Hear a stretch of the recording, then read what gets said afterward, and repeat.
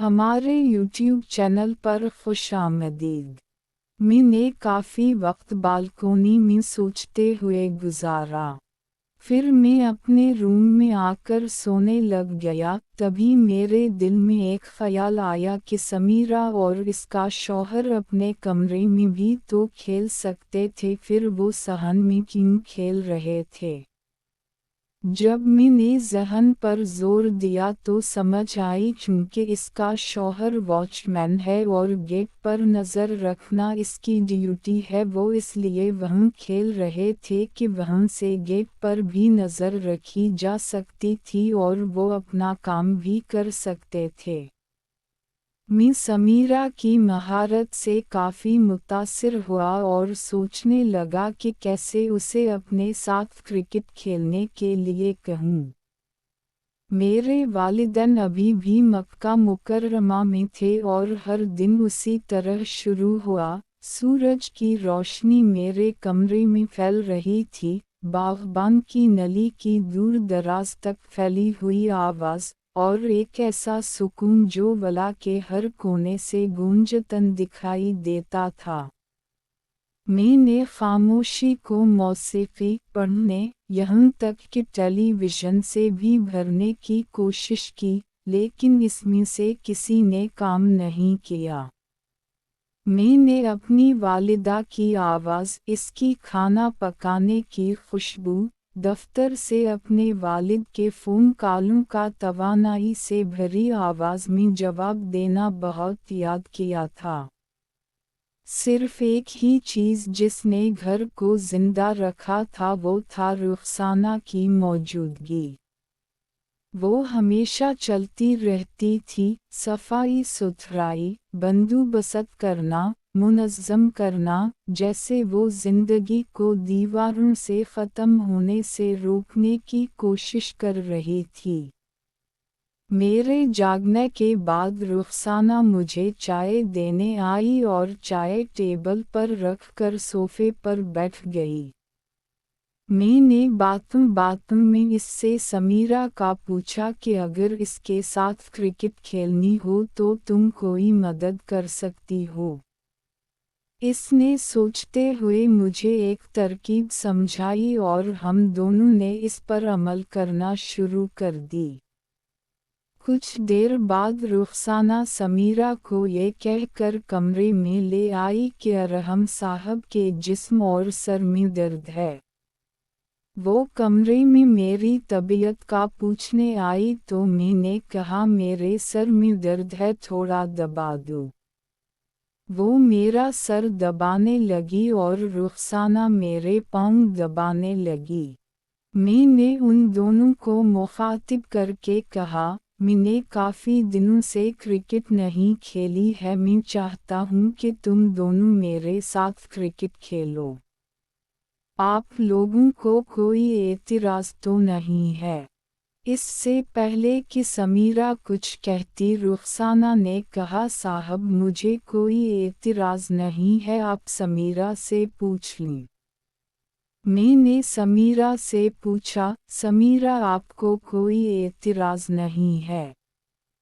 इसने कहा, साहब मुझे कोई एतराज़ नहीं है, लेकिन आपके वालिदैन को होगा कि आपने नौकरानीम के साथ क्रिकेट खेली है।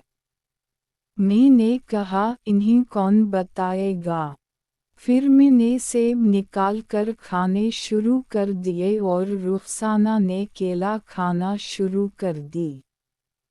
कुछ देर बाद गेम शुरू हो गया और समीरा ने भी रुखसाना से केला के कर खाना शुरू कर दी।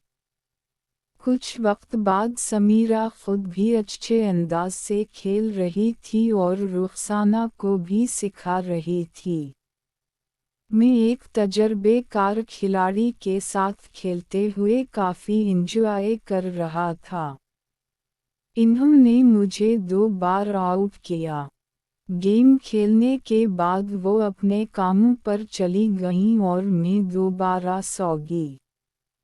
वक्त गुजरने के साथ हमने मज़ीद बात करना शुरू कर दी। रुखसाना के साथ मेरी दोस्ती गहरी होती गई। पहले तो ये आसान था, किया आप चाय चाहते हैं, या किया मैं लंच ऊपर लाओ।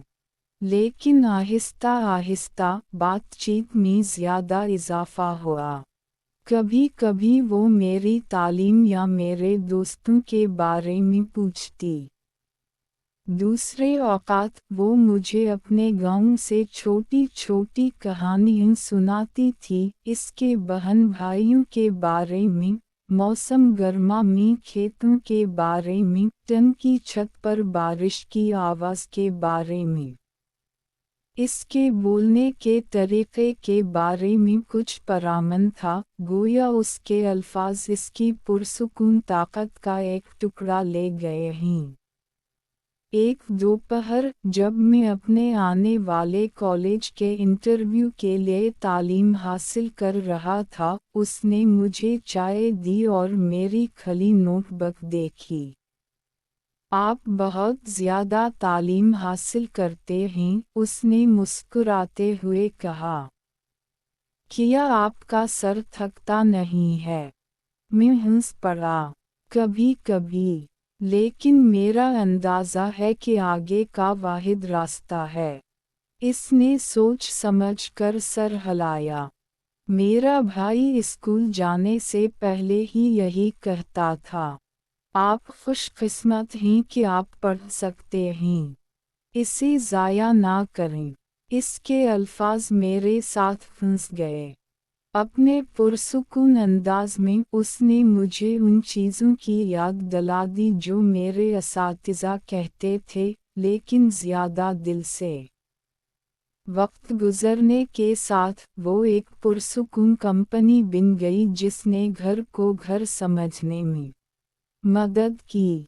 जब मैं तालीम हासिल करता तो वो कभी कभी करीब बैठ जाती, लॉन्ड्री को तह करने या शेल्फ साफ करने, नरमी से गुनगुनाती रहती। इसने मुझे कभी परेशान नहीं किया, लेकिन उसकी मौजूदगी ने खामोशी को भर दिया जो मुझे बेचैन करता था। ये मोहब्बत नहीं थी, ना कि लोग जिसके बारे में लिखते हैं, लेकिन ये कुछ खालिस था, शुक्रगुजार, तारीफ और एक कसम की दोस्ती जिससे पहले मैं नहीं जानता था।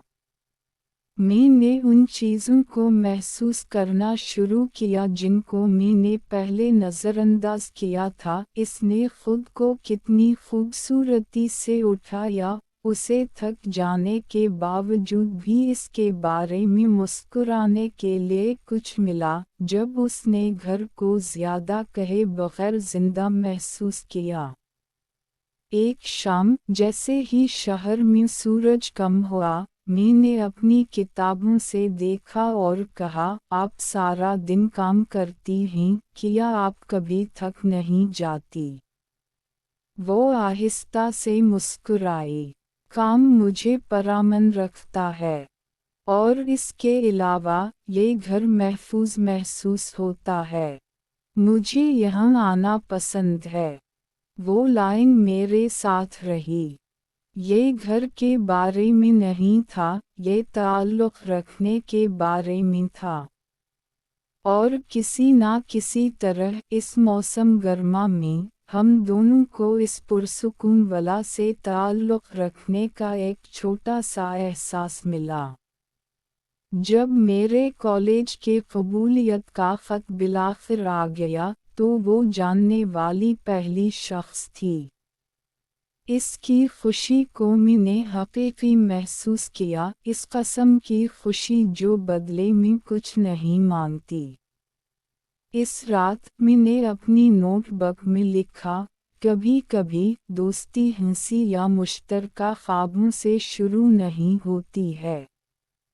कभी कभी ये खामोशी से शुरू होती है, दो लोगों के माबैन जो एक दूसरे को महज एक दूसरे को समझते हैं।